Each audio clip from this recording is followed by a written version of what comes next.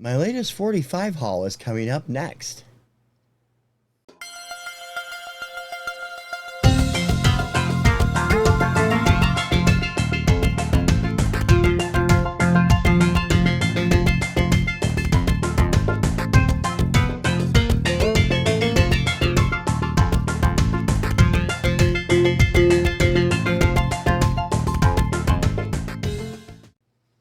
Hey guys, TC here, TC Kirkham, the Kirkham Report.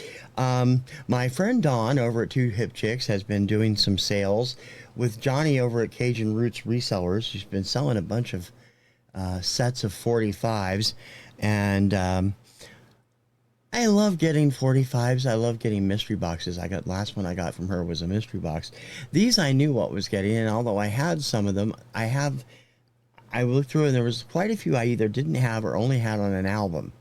And I thought, well, I'm going to go ahead and get this. So I ended up, she sells them in lots of 20. I got mine for, I think, 17, something like that. I actually had to outbid somebody on that one. What I did is I ended up getting 10 songs that I did not have on a single. I have some of them I didn't have at all, and some others I had on an album, and 10 that I already have. So total 20 singles for under $20, which is not bad. And I'm one of the few people in the VC I can see. I mean, there's a few people out there who talk about 45s, but not very many. I've always loved them, and I've always collected them. My biggest part of my collection is 45s. I just don't have it out yet. It's still in the closet. And I need to get it all on Discogs in the next few months, and hopefully I will. But so anyway, this is the haul I got from Dawn, starting with the 45s that I had picked up. These are all, I mean, some of these may have come with picture sleeves originally. These are all in just regular generic sleeves. But a lot of these I have either wanted or didn't have on anything but an album, so I'm glad to have the 45. And, you know, it's really, looking at 45s on Discogs is easier sometimes than it is on albums, but other times it's not, because the etchings and the stamps and the run out and the dead wax are not as easy to read on some of these 45s. So it's kind of crazy to just to know that, you know, I want to make sure I get all the information as exact as I can, you know. Anyway, we'll start with the 10 that I didn't have that I was really looking forward to. This one I always loved and I never bought. I used to hear it on the radio all the time, and I put it back in the case the wrong direction because that's the A side. This is Henry Mancini and the theme from Charlie's Angels, released 1976. It's backed with the theme from the Blue Night Bumpers theme. This was actually an oldies, billed as Swan Song oldies, Feel Like Making Love by Bad Company. And the other side is Wildfire Woman. I don't know a lot of their stuff, I just know their hits. Had this on an album, but never on a single. Barry Manilow and Can't Smile Without You. Big hit for him, of course, in the 70s. And that has Sunrise on the flip side. Surprisingly, as disco-oriented as I am, I never had this on single or album. I've always liked it, but I never had it. Chic's breakthrough hit, Dance, Dance, Dance, Yowza, Yowza, Yowza. On the backside is Sao Paulo. Save that one for a minute. The one I got that I don't know at all. I mean, I'll be honest, I'm a fan of this band, but I don't know this song. KC and the Sunshine Band, and I Like to Do It. Backed with Come On In. I have several versions of this on different albums, soundtracks mostly. Never had the single. And, you know, I love having, I don't know why I never bought the single. A Fifth of Beethoven by Walter Murphy and the Big Apple Band.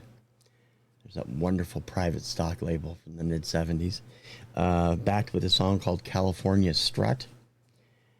Another disco song I never had. I was never that fond of it till I got older. Johnny Taylor's Disco Lady. #1 hit, 1976. Backed with You're the Best in the World.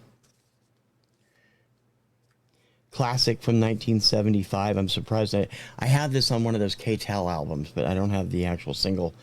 You Sexy Thing by Hot Chocolate. Backed with Amazing Skin Song, which I'm not sure what that means. It's the mid '70s Big Tree label. They changed labels several times during the '70s, white and red, white and blue, and then later on they're really colorful. When England Dan and John Ford Coley came along, and two singles by Leo Sayer. I have the album Endless Flight that both of these songs are on, but I'm just happy to have them both on singles.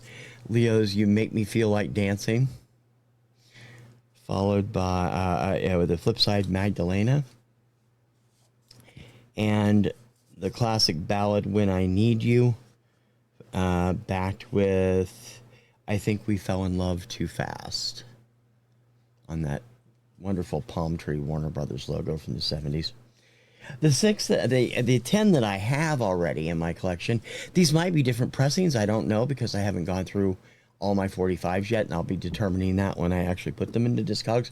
So it would be cool to have different pressings of them. And it might be because I lived in Washington State, so we tended to get the West Coast pressings, and a lot of these came from the Midwest or the East Coast, and a lot of these are like East Coast pressings. So we'll see. I don't know. But I have the songs and the singles also on already, but they may be different pressings. Rich Girl, Daryl Hall and John Oates, their first #1 hit, 1977. London Luck and Love is the flip side. I already have 2 copies of this. I got one from Steve at Value Vinyl. The other one I had years ago, and it actually is cracked, so I'm glad to have this back in my collection. Undercover Angel by Alan O'Day. The flip side is interesting because I can't tell. This doesn't look faded, but it's a completely different color for the Pacific Records label. They didn't have very many singles out, Pacific, before it was absorbed by Warner or Atlantic, I forget which. But that's a completely different label, and it doesn't show on Discogs this way, so I'm not sure what it is. The song is called Just You. Classic song I will be making reference to soon in the new show I'm going to be doing. The Groove Line by Heatwave. Love this song. Summer '78. I'm going to be talking about that too. Flipped with Happiness Togetherness.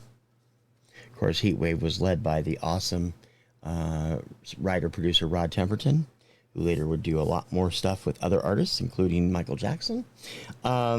King Tut, Steve Martin and the Toot Uncommons, recorded in Aspen, which I never realized before. Makes sense, though, as I know Steve is up there, and I know he was a skier and such. And Sally Gooden and Hoedown at Alice's, 2 different songs on the flip side. I have the original with the picture sleeve already. Barbra Streisand, Love Theme from A Star Is Born, Evergreen. I have 2 or 3 copies of that too. And I Believe in Love on the flip side. Emotion by Samantha Sang. Backed with When Love Is Gone. I have a story up on the website. I don't know if you've been over to my website, thekirkhamreport.com. But I merged another site I was doing with my wife called Planet Bibliomusica last year. And one of them I was talking about rack jobbers. Now, I don't know how many of you guys remember rack jobbers.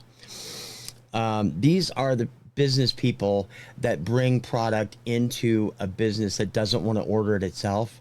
Like when you see CDs at your local CVS or your local Walgreens, they're usually done by a rack jobber. Back in the 70s, rack jobbers used to handle 45s and albums for stores that didn't want to do the ordering themselves. And I used to see some crazy flip cards that would identify the songs. This one was one of the ones I saw in multiple stores, which means they were serviced by the same rack jobber. The card, the title card, was Samantha Sang, and it was listed as By the Emotions, who of course at that time had a big hit called Best of My Love. And of course it's completely backwards.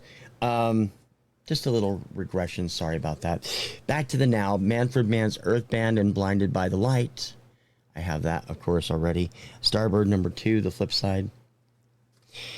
Just a Song Before I Go, Crosby, Stills and Nash, backed with Dark Star. I also have the picture sleeve of this already.